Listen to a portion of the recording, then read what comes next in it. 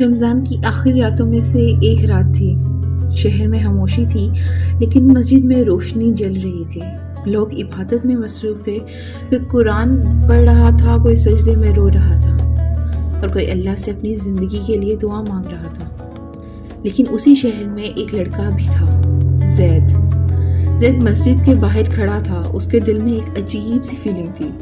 وہ مسجد کے اندر جانا چاہتا تھا مگر اسے لگتا تھا کہ شاید وہ اس قابل ہی نہیں ہے۔ اس نے اپنی زندگی میں بہت غلطیاں کی تھیں، نماز چھوڑ دی تھی، کبھی کبھی جھوٹ بولتا تھا، کبھی کسی کا دل بھی دکھایا تھا۔ اس لیے اس کے دل میں ایک خیال بار بار آتا تھا، اللہ مجھ جیسے انسان کو کیوں معاف کرے گا۔ مسجد کے اندر سے امام کی آواز آ رہی تھی۔ امام کہہ رہے تھے، لیلۃ القدر وہ رات ہے جس میں اللہ اپنے بندوں کی طرف رحمت کے دروازے کھول دیتا ہے۔ زید نے یہ بات سنی اور اس کے دل میں ایک چھوٹی سی امید پیدا ہوئی۔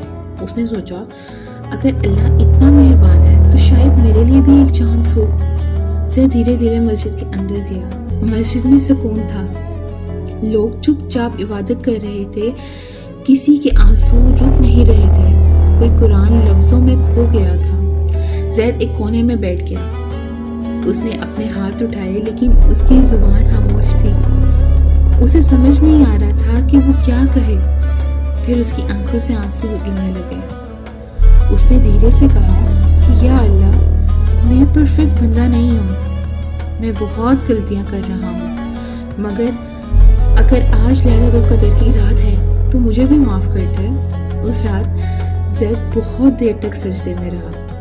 اس نے اپنی پوری زندگی اللہ کے سامنے رکھ دی۔ اس نے کہا، یا اللہ، میں واپس آنا چاہتا ہوں۔ اس رات اس کے دل میں ایک عجیب سا سکون آ گیا، جیسے اللہ نے اس کے دل سے بوجھ ہلکا کر دیا ہو۔ اس وقت زید کو ایک بات سمجھ آ گئی، لیلۃ القدر صرف ان لوگوں کے لیے نہیں ہوتی جو پرفیکٹ ہوتے ہیں، لیلۃ القدر ان لوگوں کے لیے ہوتی ہے جو اللہ کی طرف واپس آنا چاہتے ہیں۔ ہو سکتا ہے کہ آج کی رات بھی لیلۃ القدر ہو سکتا ہے ہر فرشتے زمین پر اتر رہے ہوں، اور ہو سکتا ہے اللہ کسی بندے کی دعا کا انتظار کر رہا ہو۔